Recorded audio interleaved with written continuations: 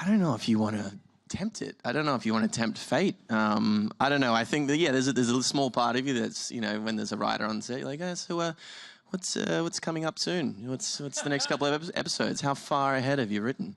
Can you imagine turning to one of them and be like, you're not going to kill me off, are you? Like, we weren't, but that's actually a great idea. Yeah, that'll work out really well for the story. Well, the last show that I did was a little bit like that. I was on Agents of S.H.I.E.L.D. and they kind of teased that a main character was going to die during the season, which was season 3. And I was like, oh wow, this is kind of big. And then I was looking around at the cast, and I was like, oh crap, I think it might be me. What made you think it was you?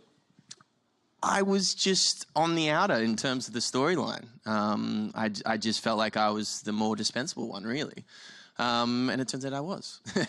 Well, often, I mean, when it comes to TV shows, the one that is dispensable or the one that they're going to kill off is what they've been setting up to sort of put on the out a little bit. Sort of ease the pain for the audience, I think. Sure, yeah. You sort of noticed that? A little bit. I mean, it was tough because it's a show that has so many main characters, and you know, to try and service all of those characters in a really interesting fashion and driving the main story forward, it's very difficult.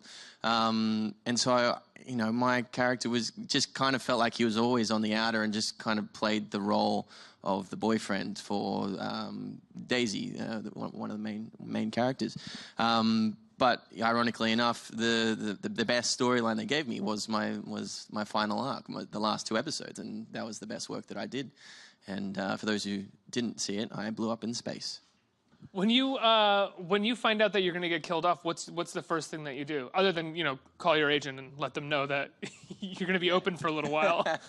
Yeah, email my people and say I'm free to audition. I think I went home and drank some beer.